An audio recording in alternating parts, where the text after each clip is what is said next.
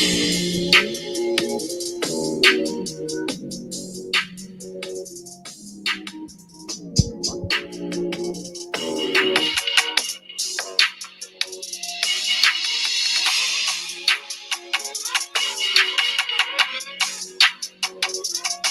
afternoon, everyone. So, this is going to do a session on Ask Me Anything.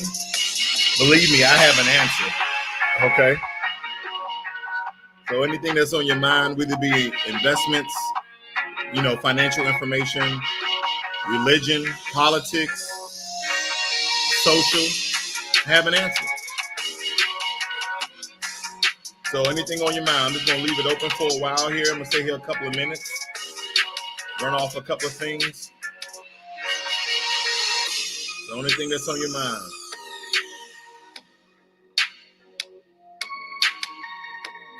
Let me know the questions that you guys have. All right.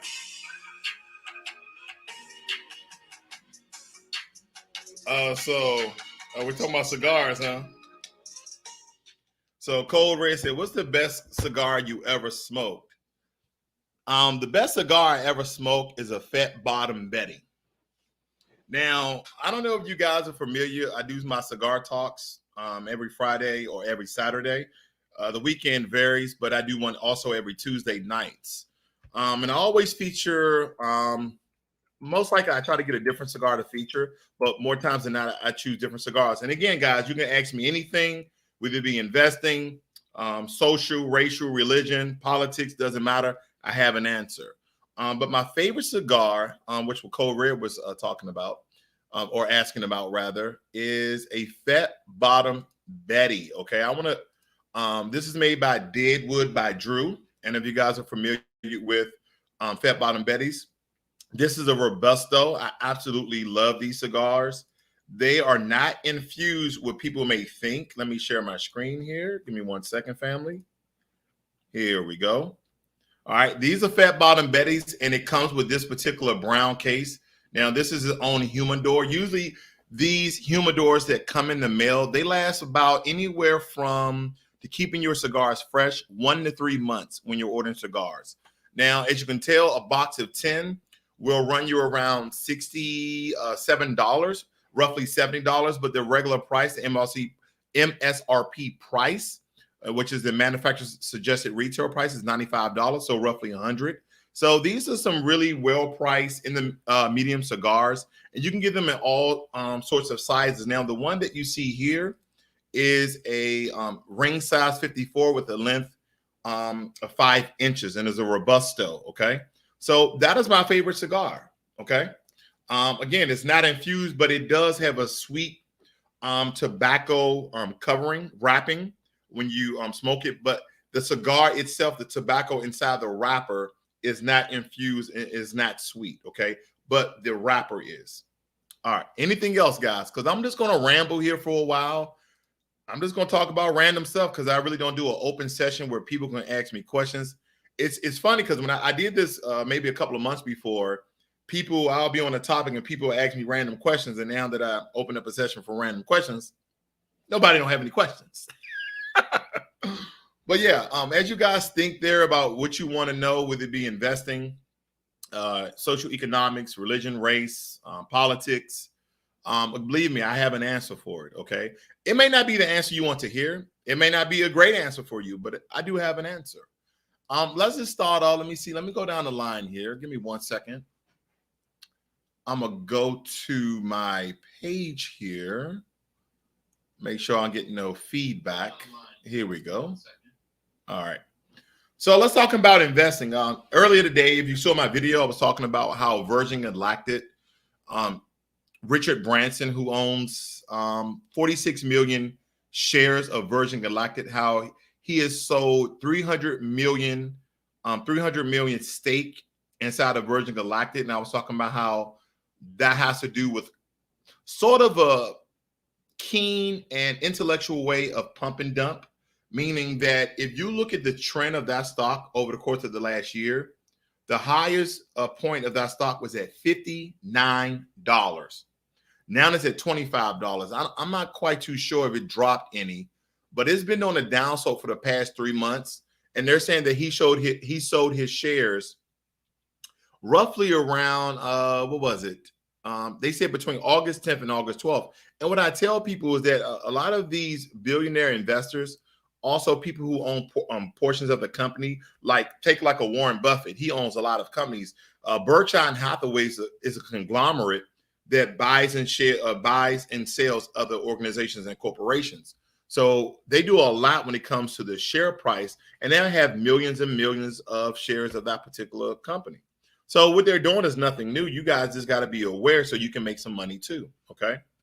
So I'm going to go over to Robinhood very quickly, and I'm going to check on and see if Virgin Galactic actually went down. And for you guys just tuning in, again, you guys can ask me any question in any category. It can be financial.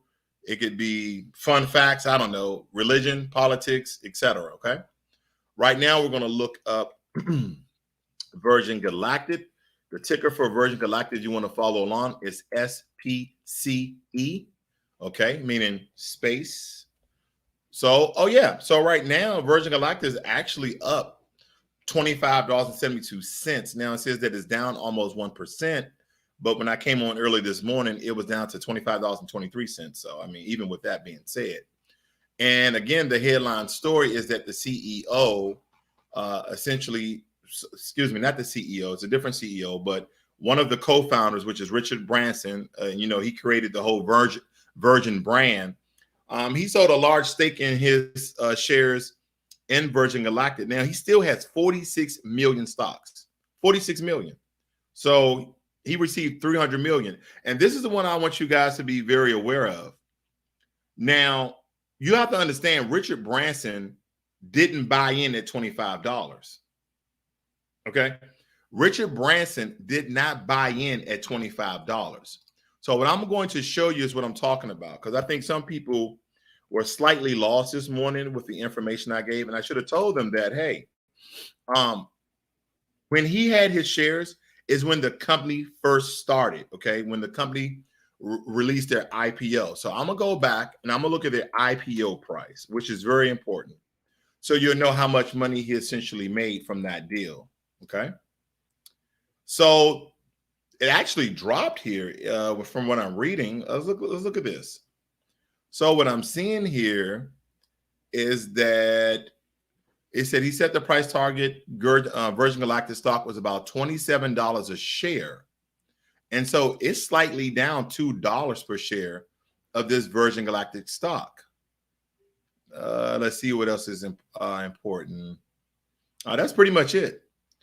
So again, another piece of this information is, let's track back this one more step, is that when they start IPO, they already have a large sum of the stock. The stocks that they release is the stocks that regular investors can actually invest in. But take, for instance, they say, okay, we're going to make this stock 100 million shares. And all of them say, I'm going to keep 25 million. You're going to keep 25 million. Then they're released. So when the stock price increases, they're making money regardless. So they essentially didn't spend any money for their stock. Does that make any sense? It's kind of like, take, for instance, you start an organization, right? You start a business and you get so big to the point where you can now release your stock. You can have people invest inside your business. Okay. So you release an IPO, initial public offering. And from the evaluation that you receive from private entities, you say, okay, we're going to release this stock at $15.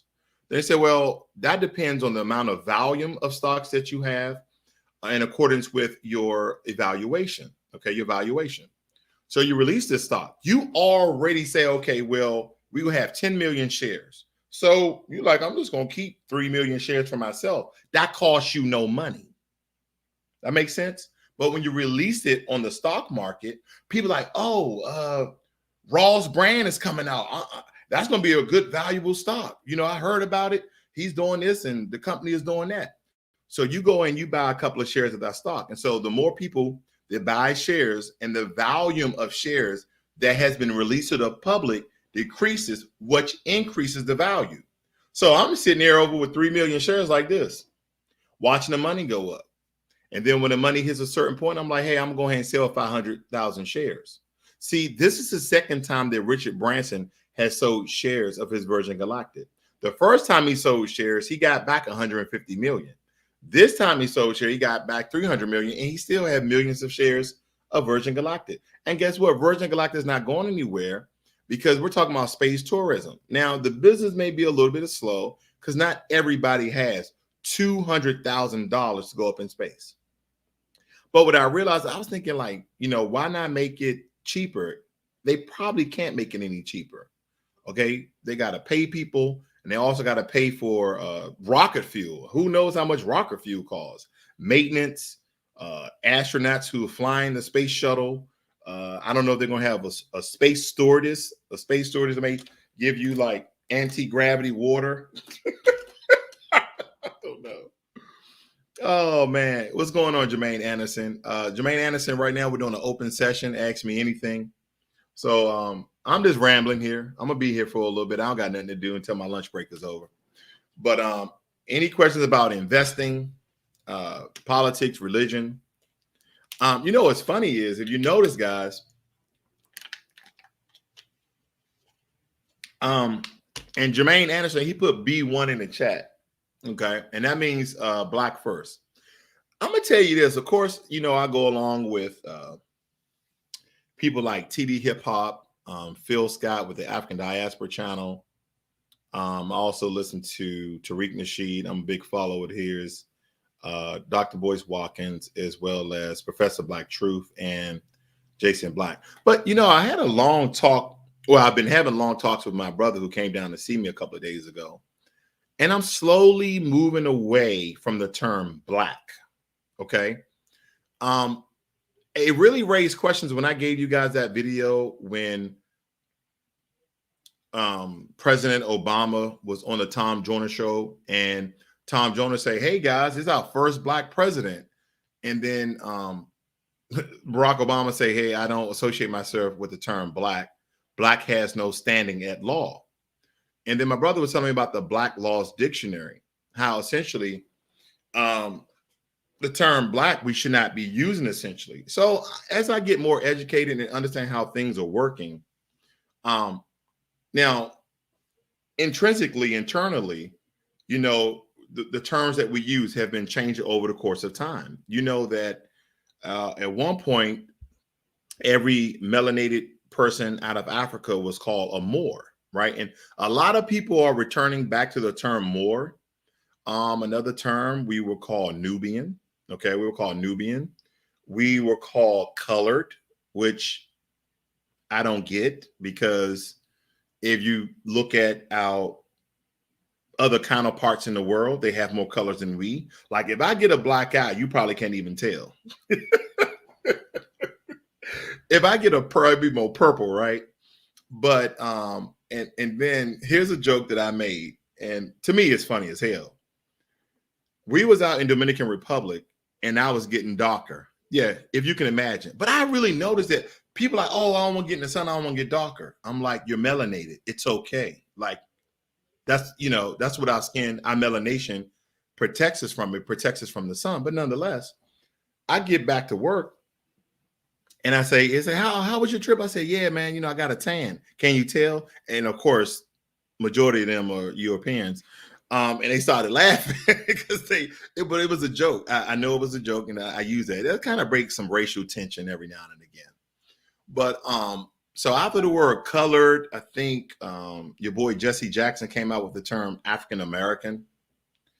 And truly, let me tell you this, family. Whether you're doing a job application or you're filling out any sort of application, you should really deter yourself from the term Black. I mean African American. Excuse me. Why am I saying that? Because essentially, an immigrant that comes over to this country and gets citizenship, they are literally an African American. Why does that matter? That matters because you're not your own distinctive ethnic group, and we are. Right. I know a lot of people like to say we use certain terms like Native American because we understand that melanated people are indigenous to this land. right? Because all around the world, essentially everything started in Africa, but they started to explore. More started to explore around the world. So they started to settle different lands. That's why when the Europeans, the colonizers went through the chattel slavery and through the transatlantic slave trade, when they took enslaved Africans to North America, they say, hey, there were already indigenous people there that had melanation. They were like us. So a lot of us, believe it or not, family, which Tariq Nasheed uses a term called foundational Black Americans. Then there are some other people who are using the term Native Black Americans. And there's just some melanated people that say, hey, I'm just Native American. And what we have been taught, have you noticed this? What we have been taught is very different than the truth. See, what I realize is that there's a huge difference between fact and the truth. Now, I like to give people the book definition, and listen, all the skepticism and all the truth and facts are online. So truth versus fact, okay? And it's one of the first things that popped up. Okay, this is crazy. And I think, and this is why we have to think outside the box here, family. And I see you, Jermaine Anderson. I'm going to answer your question. It says a fact is something that's indisputable based on empirical research and quantifiable measures. Go beyond theories. Truth is entirely different. It may include fact, but it can also include belief. Now, this brings me to checkers, not chess. We've been told that chess, not checkers, is a more strategic, intelligent game to play. And I killed that narrative over and over again. Okay. I also released a video on my Instagram channel. So you guys go look me up on Instagram, which is Ross World. Again, just type in Ross World, I'll pop up. But here's the thing about fact. A group of people can get together and prove a fact, but that doesn't make it true, right? I'm gonna give you an example. If a person goes into a courtroom and the jury found him guilty, okay, sir, isn't it a fact that blah blah blah blah blah, right? Isn't the fact, is the fact, isn't the fact, okay? It could be a fact that he essentially was in the vicinity of a crime, but it's not true that he committed a crime, okay? Just because you get a guilty verdict from your quote unquote peers doesn't make it the truth of what you did or didn't do. But it may be a fact because they all agreed. Usually facts are something that people all agree on versus the truth. Okay. Versus the truth. And we have been lied to over and over again about what's fact and what's truth. Okay. You can't change the truth. Like more times than not, if you get catapulted into outer space without an astronaut or oxygen tank, you're going to die. That's just the truth, right? But people can say, well, no, it's a fact that you can possibly survive 3 minutes and hold your breath. But the truth is you'll freeze to death before that even occurs. Anyway, guys, you can ask me anything. Religion, I'm just rambling here. So if you have any questions about financials, investing, savings, Roth IRA, real estate, or religion, okay, I'm fine with that as well. What else could we go over? We can go over social economics, politics. We can go over anything. All right. So Jermaine Anderson says, what do you think about Fair Isaac Corporation or Visa as a company to invest in?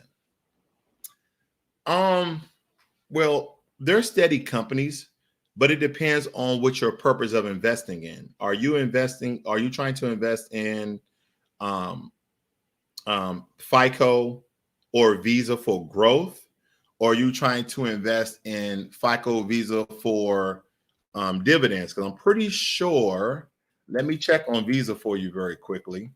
And again, family, for those who are jumping in and out, let me see here. So yeah, Visa has only 0.5% when it comes to dividends. So at a stock price of $232, I could probably go over to Market Watch. Give me a second here. Market Watch. We're going to see how much those dividends are. Okay, that's not what I'm looking for. Wrong hit. There we go. All right, we're going to see what the dividends are for Visa. Oh my gosh. I hate this so much. Excuse me, fam. I'm just trying to figure out the dividends for Visa here. Let's see. So the dividends for Visa is a whopping 32 cents. Not worth it when it comes to dividends there, Jermaine. Hey, what's going on, pretty girl Kiki? Haven't seen you in a while. Kiki, right now, you have any questions I'm answering, whether it be politics, race, religion, investments, financial, doesn't matter. So right now I'm answering Jermaine's question. But yeah, Visa, $232. I will quickly look at their history. Let me see.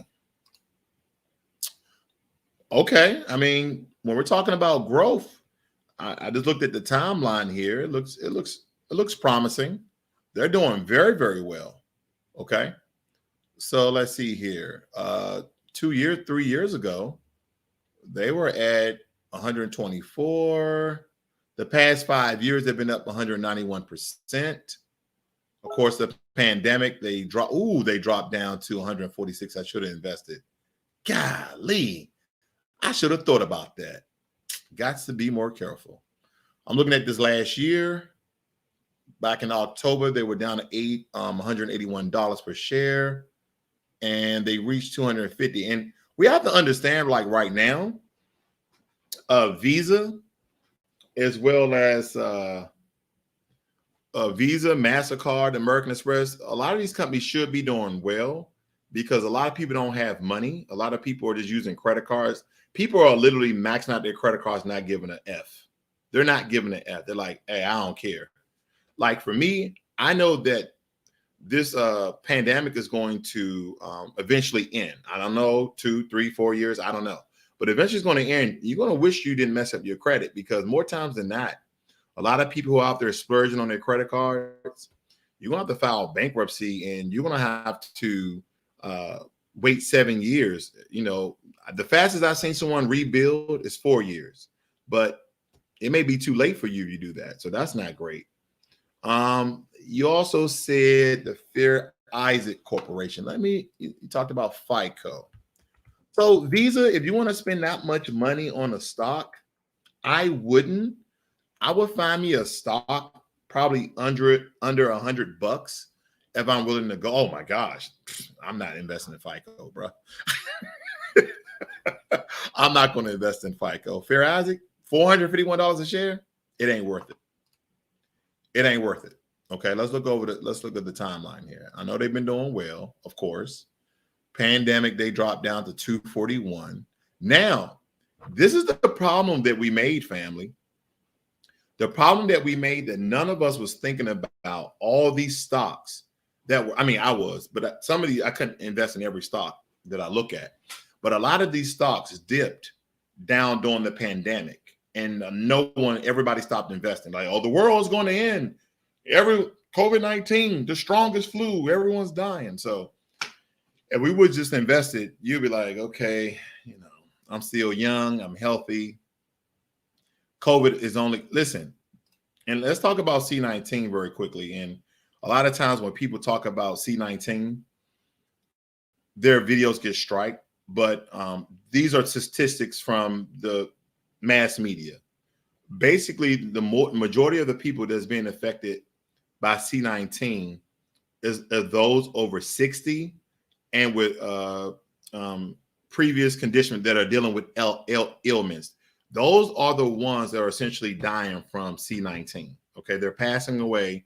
More likely, there's 3 huge factors. Okay, 1, they're over the age of 60. 2, they are obese, and then 3, they have a pre-existing condition. Okay, they have some sort of ailment that they're actually dealing with. I see that bright light over there. All right, there we go. That's better. So again, guys, you can ask me any question. I just want to keep putting that out there. I know that's the title of the video. I'm not trying to insult anyone's intelligence, but at any given moment, anything random, I'll answer. I have an answer for it. But I'm gonna keep trucking on. I'm gonna look at it. Oh yeah, and Jermaine, they don't even have dividends. So maybe Fair Isaac is think he's going to keep going up on the stock. Now, granted, um, all of us should invest in this stock back in 2018, but it's too late. Okay. So what else is on my mind? Yeah, I was talking about using the term black versus using the term melanated or more. So I believe these things are very important, that as you get smarter, that you actually change your mindset. Okay. Because there's a lot of things that's happening in schools.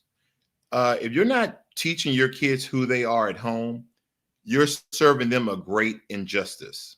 You are.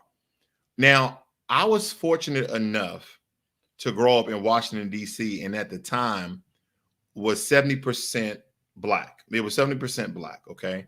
So we learned a lot about our history, about black history. I mean, we learned a lot, not just your Martin Luther King, George Washington Carver, or Malcolm X. We learned about damn near everybody. I had a whole this memory bank of black inventors, black doctors, black engineers.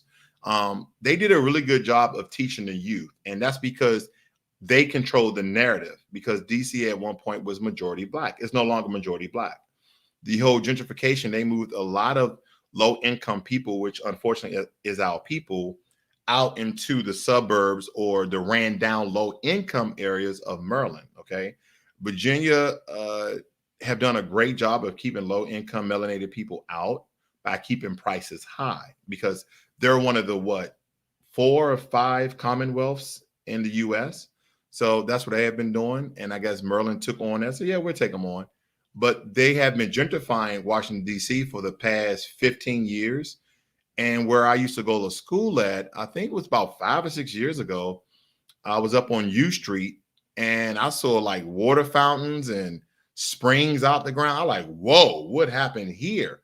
And I'm not saying that it's not beautiful, but with that beautification and gentrification, prices astronomically skyrocketed. I mean, if you're not making at least 80 grand, you can't live there. And then these apartments, excuse me, these condos, quote unquote, we're talking about 1 bedroom, $2,000. 1 bedroom, $2,200. Okay. So when you really think about these things, you have to be very, very careful to really level up your status. And that's why, financial literacy is such an important topic. And then the reason why I talk about non-financial topics, because I tell you guys in almost every video that everything is about money. Every single thing. Every single thing is about money. I don't care what you think. Your love is about money. First, artificial heart. It's about money. But I believe that because, with science, they're doing so many things with STEM research. Okay. They're doing so many things, growing body limbs and growing artificial organs inside of research labs. And see, in one of my jobs in the Army, I was what you call a CBRN specialist. And I was part of I guess you can call it a specialized unit. I don't want to trump it up more than what it was. But we will go inside of labs and actually create certain bacteria within a petri dish. This were castor beans. They're like, yeah, we're going to teach you guys how to make this. Like, really? Yeah, we're going to teach you how to make this in a, security area that's, closed off. No one's going to get sick, but wear your gear. I remember when I first went in, and part of the training was to go into what they call live VX training. Okay. Toxic agent training, where they took VX, the nerve agent, and you're in your Army chemical suit, and they put drops of VX, a nerve agent, on this rubberized weapon, right? And you see it smoking. You're like, what the, right? And your mask is on so tight because this is the real stuff. Because at first I'm like, there's no way they're going to put real live VX. Then I thought about it.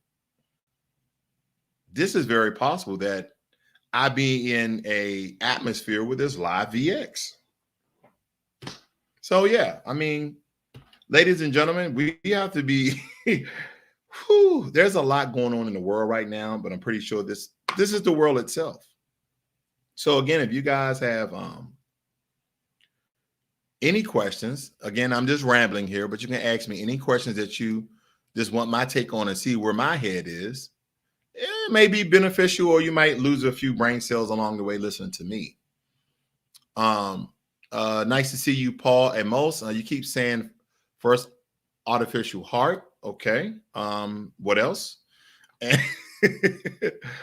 What else can we talk about? What else can we talk about? We was talking about how everything is related to money, right? I was thinking about this. I was thinking about, is love related to money?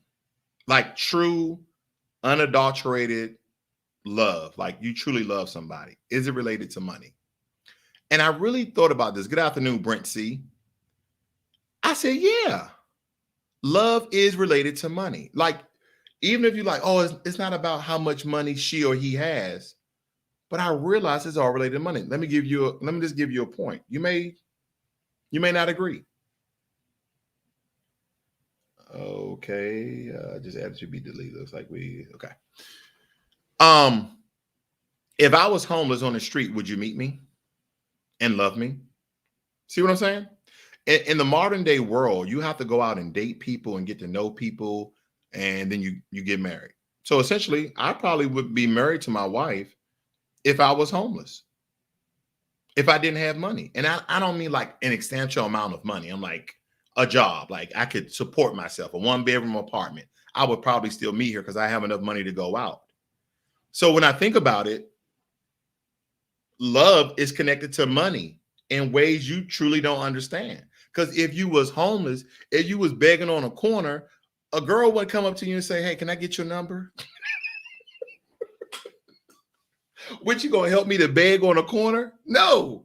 So love is related to money. Oh man. Let's see. Good morning, Mitch. How you doing out of Alaska? Let's see here. Brent C says, what is the best financial advice you can give? That's easy, brother. That's easy. First things first, get out of debt. Other than your car and your house, get out of debt. Don't have credit card debt. Don't have school debt. Don't have medical debt. Get out of debt. Get out of debt. Get out of debt. Get out of debt. Okay. If you can't get out of debt, then attain more credit. Listen to this. Attain more credit and move to another country, and then use all your credit from America because you're already in debt. You know how somebody get on one? I'm on one now. But no, get out of debt. And then, of course, build your emergency fund. And from your emergency fund, you should really start looking into investing. Okay. Either investing. So investing is a multi-dimensional action, meaning that when people say, oh, invest, they think in stocks. No, you can invest in yourself. You can invest in your business. So when I say invest, take, for instance, you want to get into IT. Take, for instance, you want to be a carpenter because you want to learn how to build houses, how to do all sorts of things. Invest in yourself. Invest in the stock market. Invest in a business, creating a business. Invest in real estate. Invest in startup companies. Investment is such a multi-use word. You have to understand the power of investing because there's so many things you can invest in. Okay, there's so many things that you can invest in that you can actually get a return on. Like, think about forex trading, right? When I thought about it, I was like, okay, I get it, but it still don't make sense. Think about forex trading.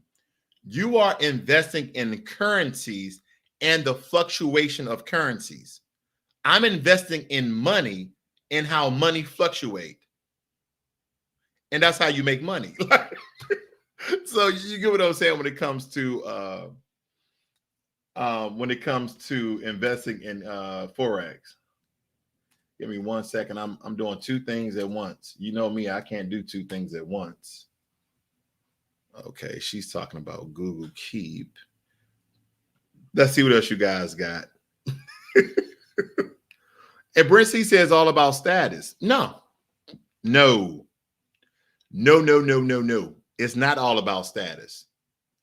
Good afternoon, all 18 and Darius Keller. I got you guys questions. So it's not all about status. It's about how much money you have in the bank. Like, so one of the people I follow is Tariq Nasheed, right? I invest into his history museum.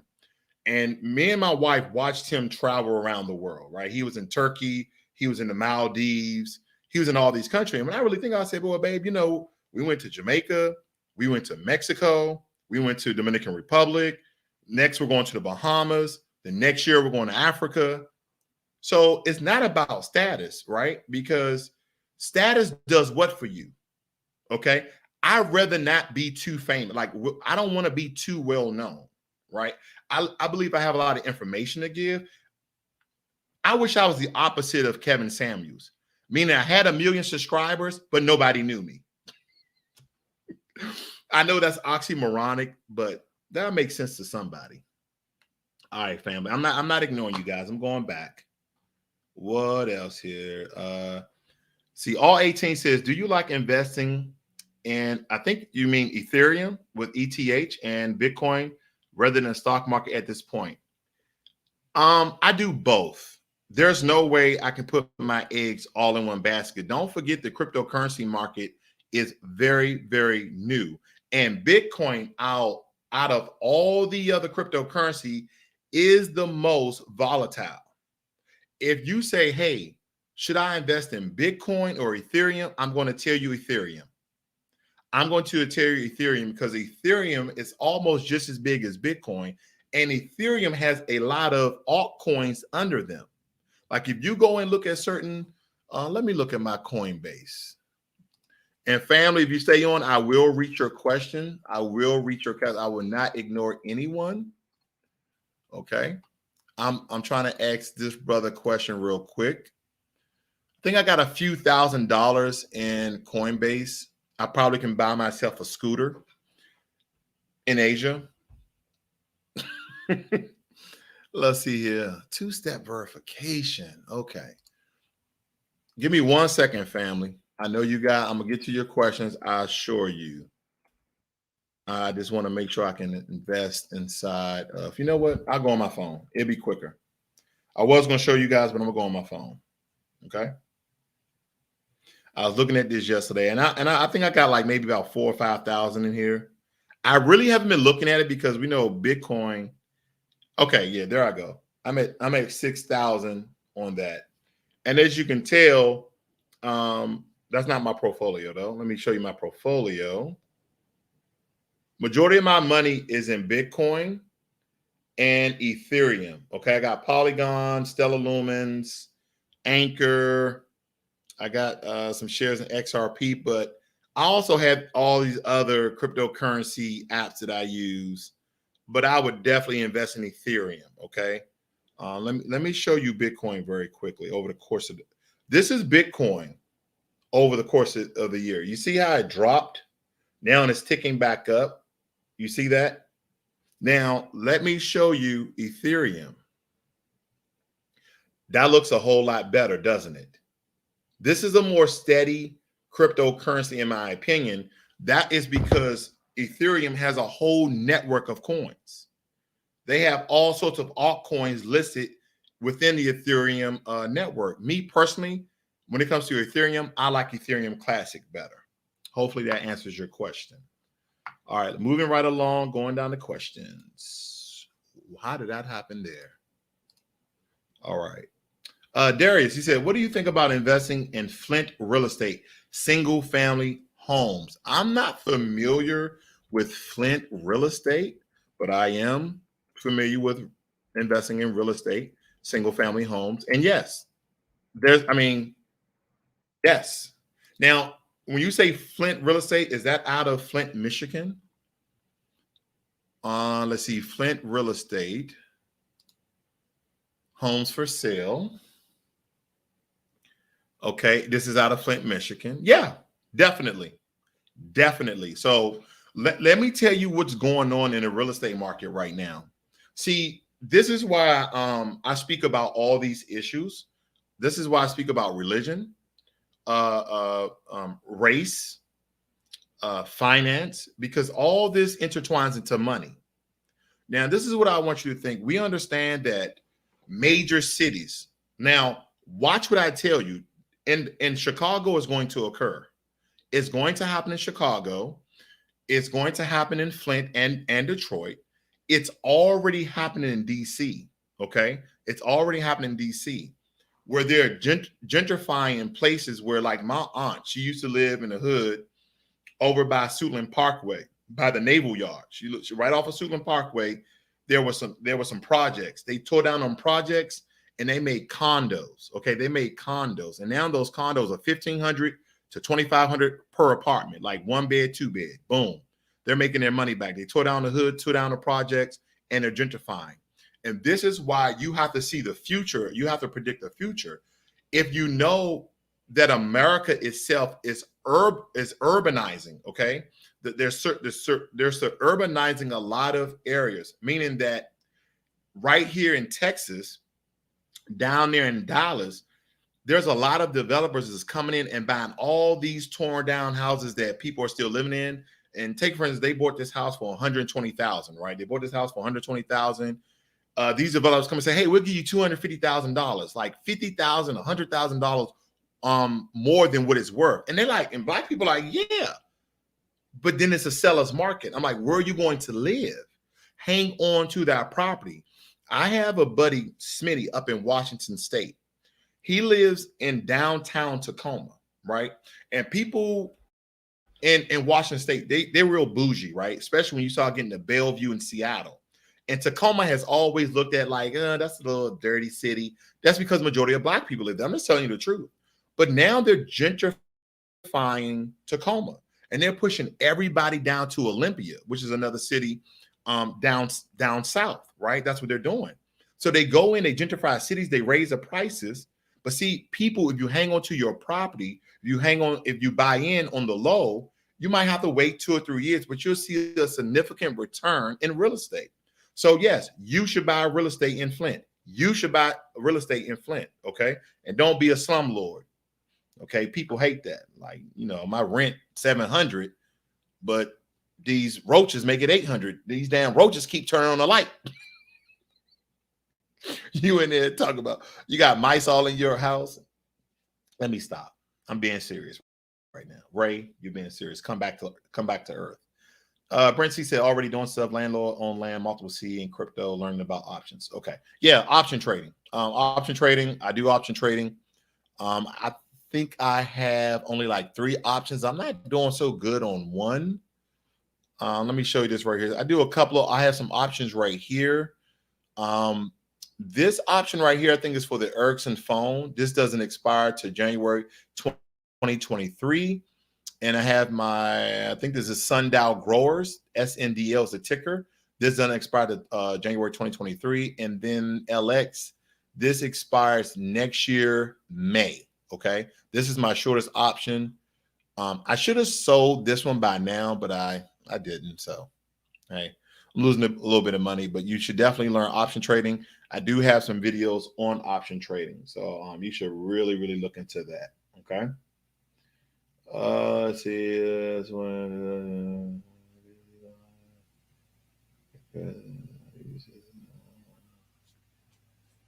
Whatever. Okay. See, so Atum. I'm sorry if I'm butchering your name. ATUN Atum. It says, respect to you, brother. I watch your other video on SBCE. I wonder how far do you think it'll take before it starts to go back up? Thanks for your time.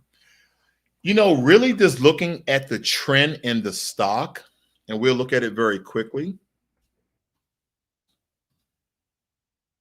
Let's look at this. I'm just going to look at the last year because, with the pandemic and everything going on, I'm going to say anywhere from 3 to 4 months, right? So we take right here in February at $59 per share. So we got March, April, May, June. See, March, April, May. You see right there, that's 3 months, and it dropped. And then on June, it started to tick up. You see that? But here's the thing though. You want to buy when the stock actually drops. You want to buy it then. Okay. Always remember, buy low, sell high. Buy low or hold. Buy low and hold, not or. Buy low and hold. Here's the thing, family. Why would you sell your stock if you're not going to use that money to invest? Think about that. Take for instance me. Let me go back to my horrible portfolio. I have a horrible portfolio. I'm doing absolutely horrible. Okay. Now, I'm down $54 a day, but in the past year, I'm up $5,500. But let me show you something, what I did. I made a horrible decision to sell some shares to invest in Tesla. And my portfolio was all the way up to $46,000. I took an investment. I bought a long option in Tesla and I lost. See, I was banking on Tesla reaching $800. Instead of $800, Tesla went down to $600. I learned a $10,000 mistake. Anybody out there ever learned a $10,000 mistake? Anybody? Is it just me? And I'm not talking about, oh, I went to college and I owe $10,000. No, I actually lost $10,000 like out of my account. Hey, it's just money, right? That's what ballers say. That shit hurt. I ain't joking with you guys. Yeah, man, it's just money. This shit don't grow on. Well, the term that money grows on trees, it actually does. It's made out of paper. Okay, never mind. All right. Let's see. All I just said, thank you for your input. Let's see who else we got here. Let's see. You said my Coinbase popping. My stock portfolio sucks, and it's like looking at paint dry. I'm not feeling the stock market gains. Listen, R18, not saying that you are. Don't be an emotional investor. You can ask my wife what you want because I won't give you her number. But but you can ask her when the stock market is doing bad. I just turn it off. It's like if you had kids, they start acting crazy. Go to your room. That's what I turned it off. I'd be on my phone like I'd be up like at 5 o'clock. Let me look at the stock market. Oh hell no! I turn it off, right? Because here's the thing about investing. What I want all of you guys to remember and understand: you only lose money. Listen, you only lose money when you sell your stocks at a lower price than what you bought it at. Money wise, you only lose money when you sell your stocks at a lower price than where you bought it at.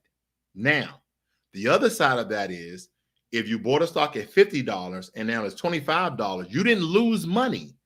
The value of your stock went down. Does that make any sense? Because once your money invested, it's invested. Now, if you sold it when it dropped to $25, then you lost money because you lost $25 per share.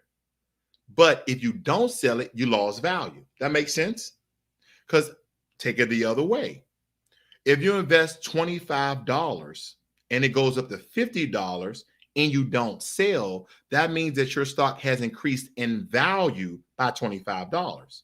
Now, if you sold that $25 stock at $50, you gain $25 because you sold it. So you're getting that return. Very simple. That's why I tell people do not be an emotional investor. Okay. All right, let's see here. Darius, see what's going on, Teddy? Haven't seen you in a while. He says, what do you about? Okay, mistype. YOLO ETF. So what's my take on YOLO ETF?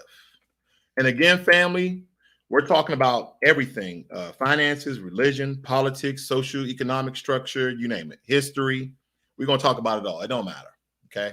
I got a couple of more minutes here. Let's see. YOLO. Oh yeah. I remember doing this one.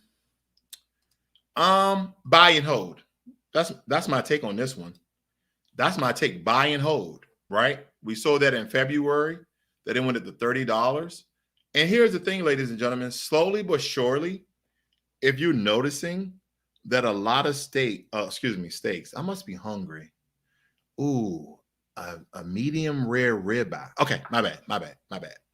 A lot of states are now making recreational marijuana legal. See, that's the key word. See, medicinal, people, yeah, you got a doctor's note. No, what you want to get into is recreational. Because believe me, there's more people doing recreational marijuana than those who are doing medicinal marijuana. So every day the number goes up. I think we're up at, someone can look it up for me, but I think we're at 11 states right now, including the District of Columbia, DC. But I think we're up at 11 or 12. I know that I'm off. I don't know the exact number, but we are in double digits. Okay. So if any sort of cannabis stock, especially, here's the thing, most of these cannabis stocks are out of Canada. Let's see where this one's out of. They won't tell me. I don't know where this particular one, excuse me, this ETF, but a lot of those like Tilray, Aurora Cannabis, all of these cannabis stocks are out of Canada because we understand that the stock market is governed by the federal government. So essentially, they can't come out with a cannabis stock. They can't because it's not a federal law. Like tobacco, is legal under the federal government. Alcohol is legal under the federal government, but not cannabis for recreational use. So it won't be released on the stock market until maybe Kamala Harris comes out and says, hey, we're going to pass the law to make recreational marijuana a thing. Because states like Oregon, I think Washington, are decriminalizing drugs. Yeah, decriminalizing drugs. They're like, hey, if you get caught with a sack of coke on you or weed or heroin or something, we're going to take it and we're going to give you a fine. And then we're going to say, hey, either you're going to get fined or you're going to go to rehab or something like that. But it won't be like no jail time or something, like, especially if you're not doing any like violent criminal activity. So that's something to look at. Okay, yeah. And Coinbase, check out Apple. How do you like option trading? Did I miss some of these notes? Okay, Flint, Michigan. Brent C, we already talked. No, that wasn't Brent C. Yeah, I heard Atlanta is actually changing too. You got to be careful in a lot of these major cities, even in DC. It's kind of like when I traveled over to the Philippines. If you are a heterosexual person, doesn't matter. You just have to be very careful because, hey, these people are getting all sorts of body parts. I'll just say that. Okay, I don't even want to call it out. I'll just say these people are getting all sorts of body, and they're trying to trick you. Yeah, eventually Atlanta's going to be, especially Buckhead. Buckhead is already a $1 million community, and they're really trying to keep that prestigious. Okay, they're trying to even get the rappers out who got the money to live in Buckhead. They're trying to get them out of there because supposedly they're bringing crime. Brent C, if you just go back a little bit, we talked about option trading. Of course, option trading is a very good way to go. Cash Money Cam says, check out Apple. What is Apple doing? Now, let's see here. I'm hungry, so I started thinking about green apples, crisp apples, Fuji apples. I think about all types of apples, okay? So let's look at Apple very quickly. What are they doing today? They're not doing nothing, man. I mean, Apple is part of my portfolio. So, I mean, I got a few shares of Apple. Okay, I got a few right here. I got 10 shares of Apple. Like I said, I got a couple of shares. I'm up to 16% right here. I only made like $216 off my 10 shares. So, I mean, yeah, Apple's a solid investment. If that's your question, I'm just going to allude that you're saying, if Apple's a solid investment, yeah, Apple's not going nowhere. I'm an Android user, but Apple's a solid company. I have nothing against Apple. They make, have great software. They have good hardware.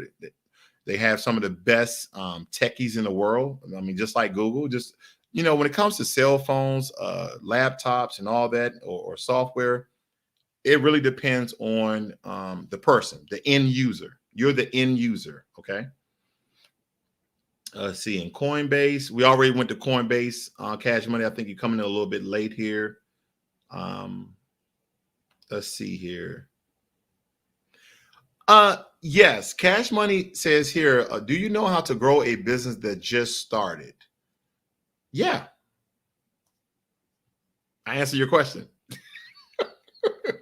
I know what you're alluding to, brother. So one of the main things that before you actually start the business is make headways, word of mouth, let people know about it, right? Passing out your business card, whether it be hard copy or digital card. And this word of mouth really gets the word in people's mouths. Like, yeah, did you hear about blah, blah, blah, blah, blah. Then once you really saw that, you have to solve this whole infrastructure, right? If you build it, they will come. Like for myself, I built my website, I formed my LLC, got my EIN number, got people on my music and tech and this and that. And then marketing. You have to market and advertise your business. You have to post it. Social media, here's the thing, family. You don't have to really pay for any marketing. Like me, I got a Twitter account, I got an Instagram account, I got a Facebook account, and I have YouTube. So you can use all these platforms, okay, and market. I know people who go on Instagram, they never talk, they just post stuff. They type, post stuff. They never do videos, they never do podcasts, they just post stuff. And then slowly but surely, they're gaining followers on Instagram, right? Because Instagram was mainly about pictures. Now they kind of get into the video game because, Facebook owns Instagram. So people are like, people are tired of all of these walls and people writing random stuff. People are just like looking at short video clips and looking at pictures and reading maybe a paragraph or something. So yeah, once you build it, you have to advertise it and market it. Boom. And you have to keep up quality. You have to keep up quality because that's one of the major things. When McDonald's first came out, I heard that McDonald's had superior quality. They had fresh beef, fresh lettuce. We all know that McDonald's food is fake, in my opinion, allegedly, for the YouTube hackers out there. Okay. Now we don't know what you eating there. Okay. Mitchell Liggins says, how do you think your New York Giants would do this year? You want petty muff. Oh man, there's some petty people on the internet, guys. He gonna ask me about my New York Giants. You know what? It's some petty people on the internet. See, you hide behind your computer and you don't come and face it. No, I'm just kidding. They're gonna do horribly bad. Yeah, I have no faith. We have no weapons. Yeah. Well, who is your team? Is your team the Seattle Seahawks? Because they straight trash. No. They got a good quarterback. They got a good team. They'll make it to the playoffs again. Let's see. Abina S. New homeowner here. A bit short on cash for investing. I have my pension. Not close to retiring, though. Decided to try my hand at investing about $1,000. Portfolio isn't doing well. Recommendations. First, I would ask, where do you have majority of your money at? Is it in individual stocks? Is it in mutual funds? Are you doing option trading? Because if you just have $1,000 to invest in, most people, I would tell two things. The safest, not that it's safe, period, but the safest forms of investment when it comes to individual stocks, but in a collaborative, aggregated, sum, is ETFs, exchange traded funds. We talked about one earlier about cannabis called YOLO. But ETFs, and the ones I like to deal with, are mainly created by Vanguard, Fidelity, and Charles Schwab. Those are ones that I like the best. Those ETFs that have been created by Fidelity, Charles Schwab, and Vanguard. So I would tell you the safest investment on the market for since inception are ETFs and index funds. ETFs and index funds. Okay. So those are your best. That's my best recommendation if you're looking for growth, but it will take longer than individual stocks. Okay. Because with individual stocks, don't forget you're only investing in one stock. Whereas though in ETFs and index funds, you are investing in a multitude of stocks. Okay. You are investing in a multitude of stocks. It's kind of like, I don't know, right? You have one hand, but you have many fingers, right? You have 5 fingers or 4 fingers and a thumb, whatever, right? This is going to use 5 fingers. So the ETF is your full fist, but within your fist, you have 5 fingers, and that's how ETFs are compromised. They're having anywhere from 5 to 12 stocks. So if these stocks are doing bad, but these stocks are doing very, very well, your ETF or index fund can still make money. So that's why ETFs and index funds are probably your safest investments next to buying bonds, okay? Next to buying bonds, right? And when it comes to bonds, ladies and gentlemen, I tell people to buy TIPS, okay? That's your Treasury inflated protection securities, those bonds. Inflation protected security, because we understand that inflation right now is at 5.4%. Inflation in the US is at 5.4%. Okay. Let's see here. Cassie, can you check out Tilray? Okay. We'll look at Tilray. I think I have a little history on Tilray. I made some good money on Tilray. When Tilray was a lot less than this. So right now we're looking at Tilray.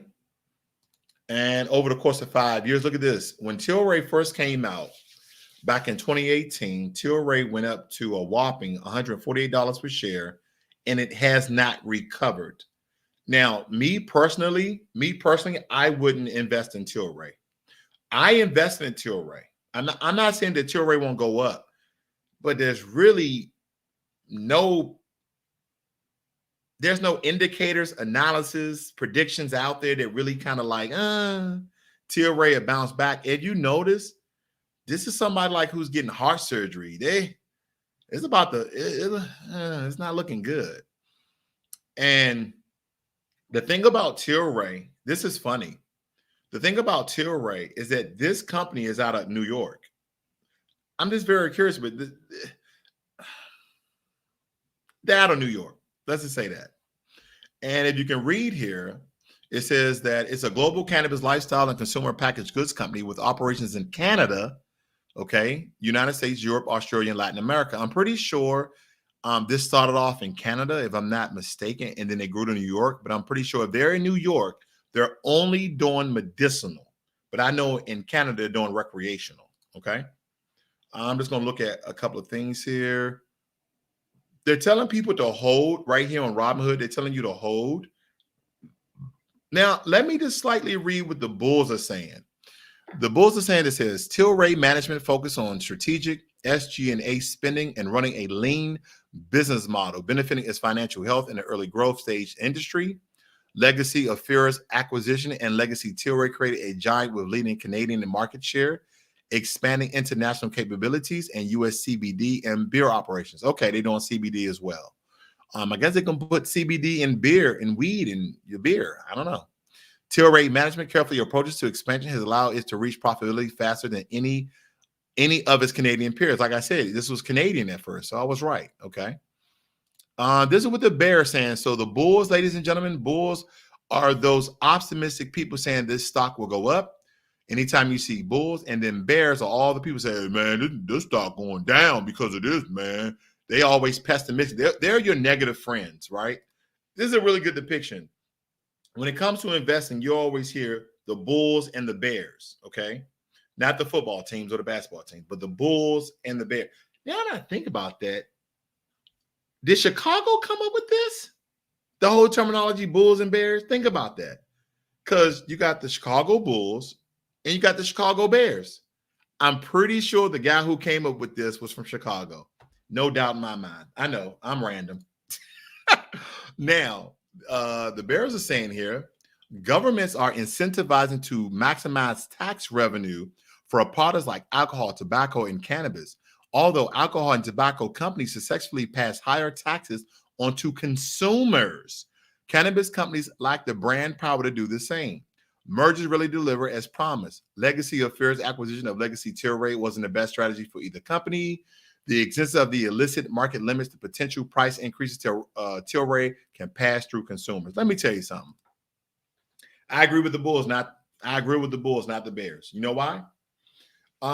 What they're basically trying to say is that because taxes have increased on a governmental level that, you know, as a product, they're going to put those taxes on to the consumers, right? The customers. They are. That's what they're going to do. But that's not going to change, because here's the thing, ladies and gentlemen. One thing I've noticed, it don't matter if you know, melanated, non-melanated, yellow, brown, don't matter. Whatever people you are, the one thing people do in their own right is turn up. Every now and again, people turn up. And if you have legalized alcohol, they're using that. They have legalized cannabis, they're using that. Okay. So these are recreational drugs. And hey, every now and again, people have a drink. I have a drink. You know, some people like, I only drink wine. You're still having a drink. I only drink water. You're still having a drink. I'm just saying. So I don't believe that's going to be effective. So I'm going to go with the bulls. Now, the future projections of Tilray, man, I have no idea. They have not bounced back. Their stock was up to $148. They're doing a lot of innovations. They're trying to, you know, make their stock more worthwhile, but it's been dead in the water, man. Yeah, me personally, I don't see any future projections that have me to invest inside this stock. It's a no for me, man. It's a no. Okay. All right. I see that I answered everybody's question. And I guess it's time to go pay the bills. I got this other computer over here that I got to do some work on. So if you guys don't have any more questions, I'm going to get out of here. Thank you guys for joining me. I might come on later on this evening when everybody's off. Hopefully this session was helpful to answer some of your questions. But this is Financial Literacy 101. And of course, I want you guys to learn money and be inspired.